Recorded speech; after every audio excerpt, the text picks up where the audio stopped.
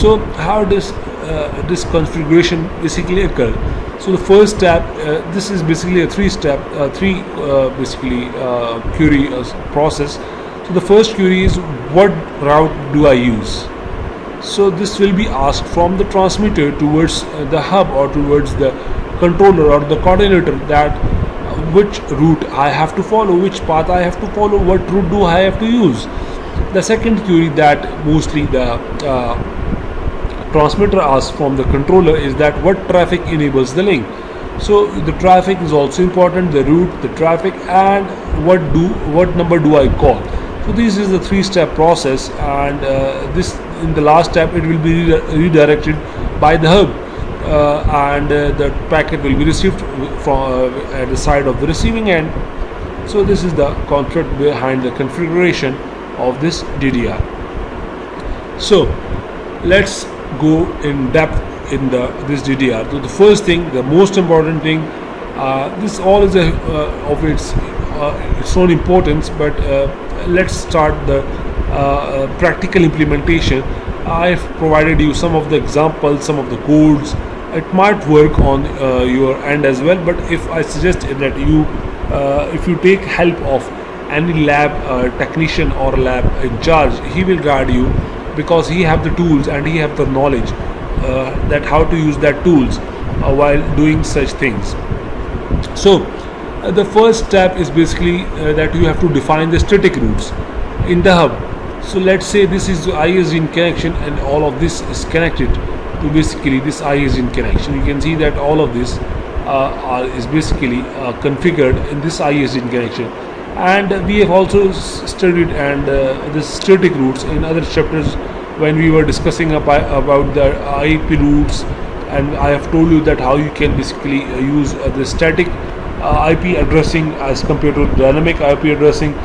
And dynamic routing protocols are not commonly used with this DDR, because the line could up every time and there is a routing update. So you see that with the upgradation of routing table periodically, it might be a little bit of issue that you have reserved a path for someone, and routing table basically gets changed. So if the routing table gets changed from the hub side, that is the controller side, it won't be possible for you to trace or track your data in the future. So mostly people use dynamic this static routing tools as in this DDR mostly as compared to this dynamic routing. So there is some commands that are associated with this specifying. This was the first step, that you have to define the routes. I have told you that this is a three-part process: which route, which traffic, and what traffic and what number do I have to call. So the route is basically the static route, and the traffic basically is a it's an interesting talk. Any traffic will be initiated with the link without any access list. So if you recall this ACR, access control list, so this will be there as well. This system involves some planning, because access lists allow for much flexibility. So you must know that what kind of traffic you are engaged with on the line, which type of traffic is used, what is the length of that packet, what is the what are the quantity or the sequence of that packet. So the dialer list protocol basically is another protocol that commands. This is the protocol, dialer list protocol. This is the protocol. So this basically helps you to specify the entire protocol suite, and it can also be used to link the access list that more narrowly is defined interesting packets to a dialer group. So if you have a group, you can use this packet as well. If you want to allow it, if you want to permit it, you can permit it. If you want to deny it, you can use IP deny. So you can also use this, as well as you can also do this in group. So you can use this deny, and you can see permit. So you can also use this kind of interfacing for the specific traffic. Let's say if you want to allow all of the images and all of the text, but not the video, or the audio, so you can use that as well. So you are allowing some files to transfer, you allow telnet, you are allow any of the things to work. Basically you are denying these things. You are not allowing the user to basically transfer the files or using the telnet, but he can surf the web server by using this kind of tool. The last thing is basically the configuration of the dialer information. So for this you can see that I have provided this diagram. So this diagram or this figure shows you how you can configure the dialer interface. So if you remember, if you recall this concept of PPP, that was point to point. So in that PPP, on the dialer interface, as they did on the serial interface, we have to establish serial point to point connections. So you know that PPP was basically the data link protocol. If you recall that PPP, I told you that it is somewhere around after the network layer and in the LLC. So it was in the data link layer. So it is a PPP was a data link layer protocol, and it is operated on the B channel. And if you recall your last topic, that was B channel and D channel. B channel stands for the bearer channel, which basically takes care of the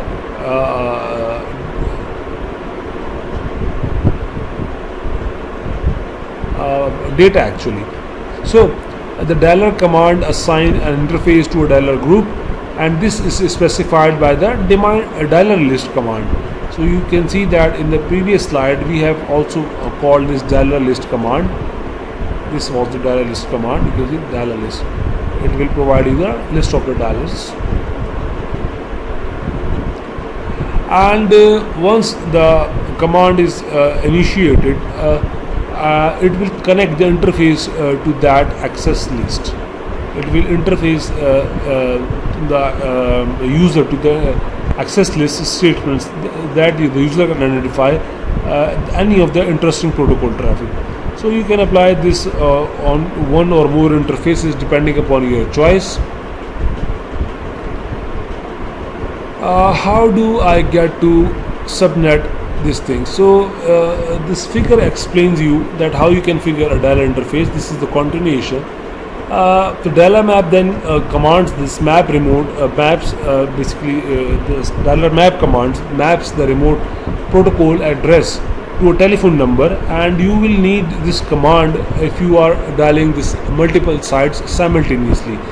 If you are dialing one site only, you are not basically you can only use the dialer string command. But if you are using multiple to access multiple files, you have to use this dialer map command. You can see that this is the dialer map. So you have to map this thing actually towards your remote unit or remote site.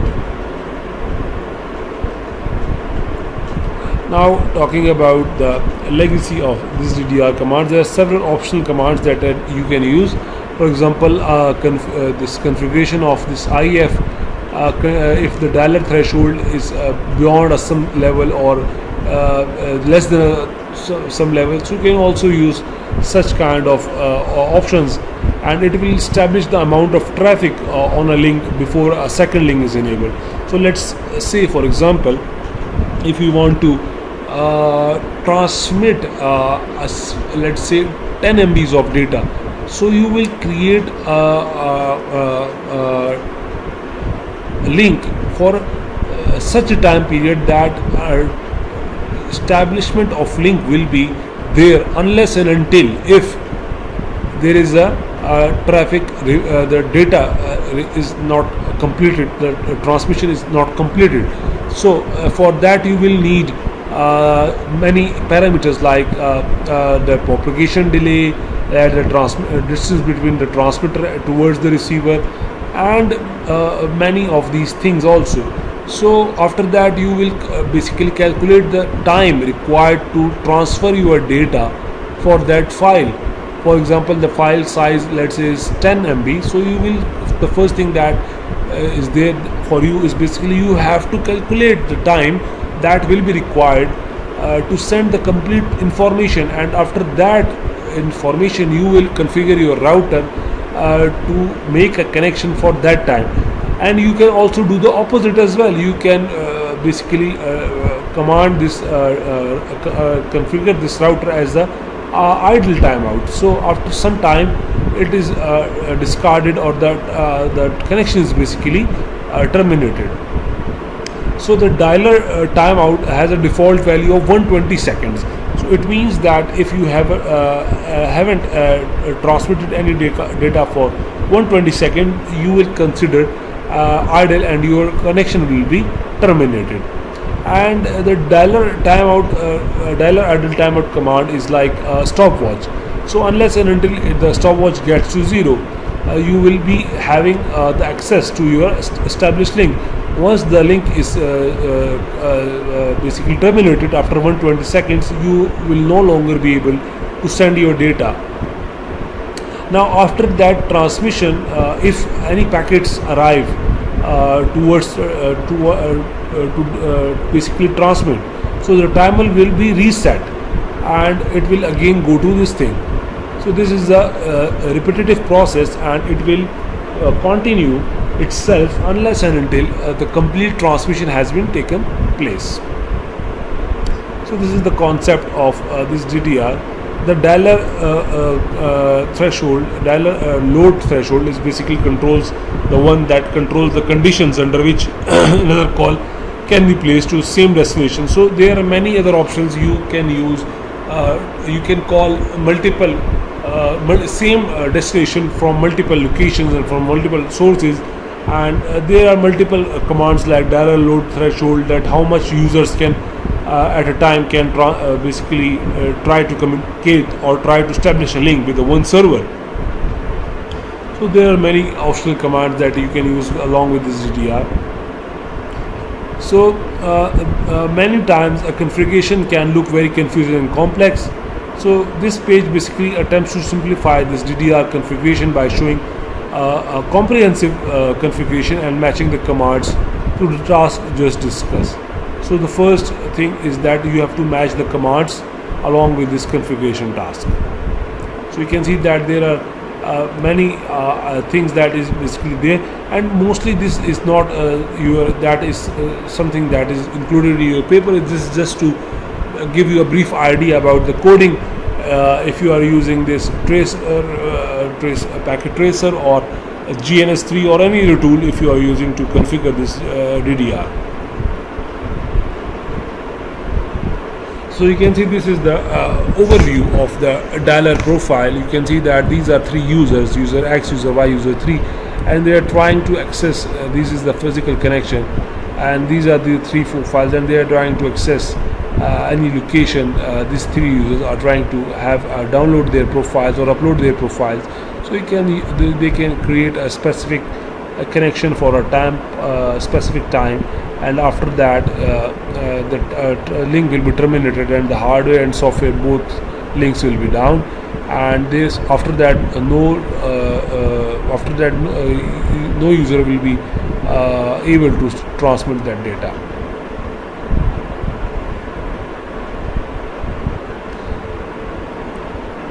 So the elements that you will need for this DDR profile elements is, the first thing is that you will need to have a profile. So the first thing that you want is having a profile. After that you will need an interface through which you can connect to the dialer pool. So you have seen this kind of RJ45 connection, and this is basically the dialer pool. Mostly the users are accommodated in this kind of interface or elements.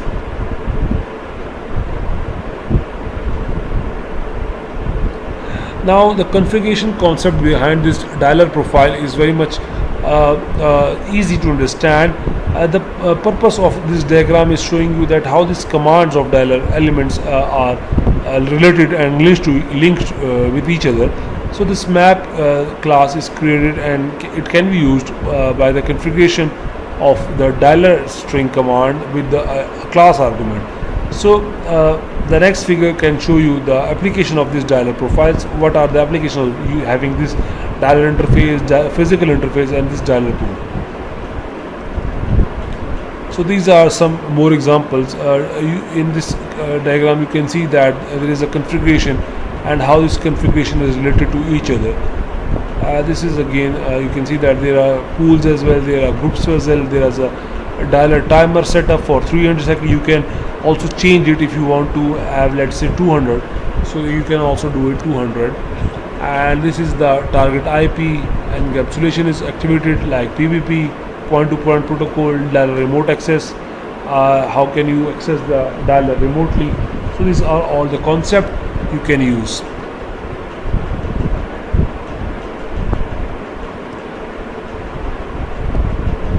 Now, how can you verify this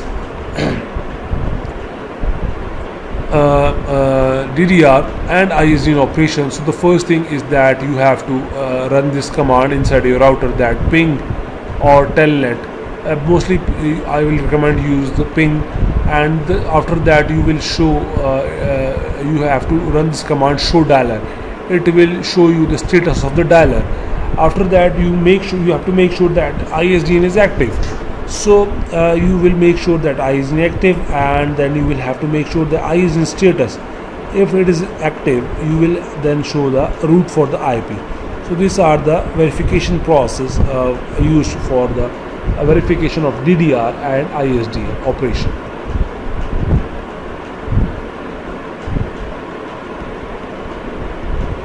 So if you want to troubleshoot, if you want to have the troubleshooting of this DDR and ISDN operation, so these commands are used. For ISDN, it is ISDN Q921 and ISDN Q931, and for dialer it is basically debug dialer, and in parentheses there are events and packets. So in that you will be analyzing all of the events, more important events and the packets, and then you can shut down the router as well.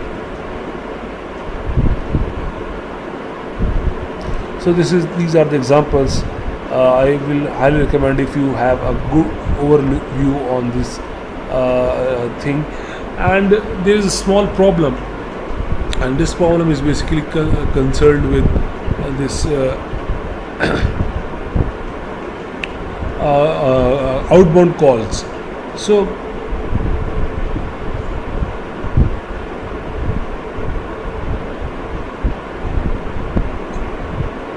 there are mainly four causes due to which this call bound outward calls basically gets initiated.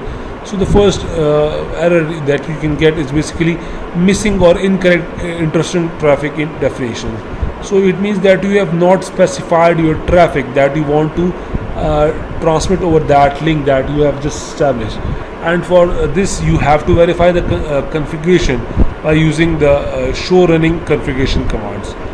Then you have basically inserted the incorrect interface state. So you have to make sure that the interface state that you are using is basically up, and there is no spoofing.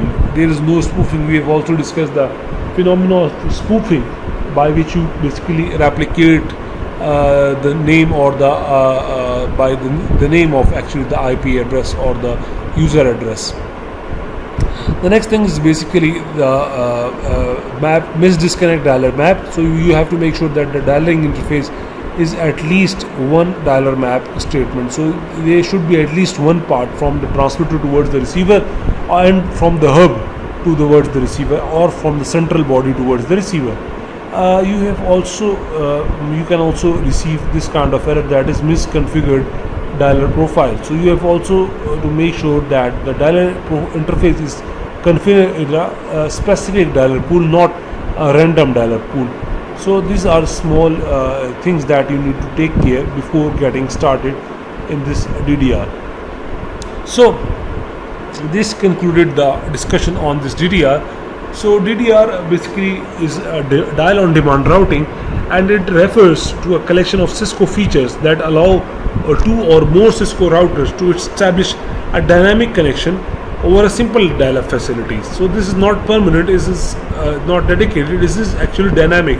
It means once you have used this connection, the connection will be terminated and another person might be able to use this connection.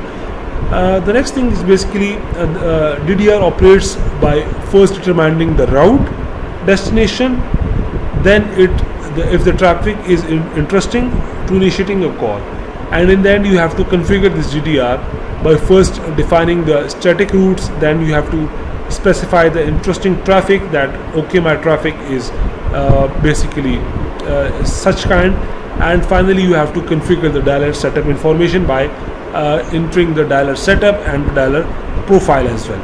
And you have to also use static routes across a DDR link, so that the number is not just a dial for just for routing updates. So static IP is mostly used for this, because if you are using dynamic routing, so it is possible that it gets changed with the passage of time. DDR calls are triggered by interesting traffic, which can be defined based on protocol, source address, destination address. This is all the same criteria that other protocols have. By the use of this dialer group and user dialer map commands on the interface to associate a port and dialer string setup with a dialer, so you will have to manage such kind of database as well, in order to make sure that your ISDN is working properly along with your DDR. And there comes our discussion towards last topic, in which we discuss ISDN with this PRI and BRI. We discuss this PRI and this work along how this ISDN works along this DDR. So how can you configure this DDR? And I have also shown you that several commands by which you can display the information about the configuration of this DDR. And you can also use several debugs commands for troubleshooting and for maintaining and for debugging any small issues that are there in your operation of this DDR. So this brings to our conclusion of this today's lecture. I hope that you have understood quite a lot, and if we will be having discussion on this topic, so bring me some good questions along with you when you come to the class. I hope to see you in the class, and if you're not able to attend the class because of any reason, you can also put forward your queries and your confusions and even your questions on the portal or on my email as well. I'll see you in the class. Thank you very much. Allah Hafiz.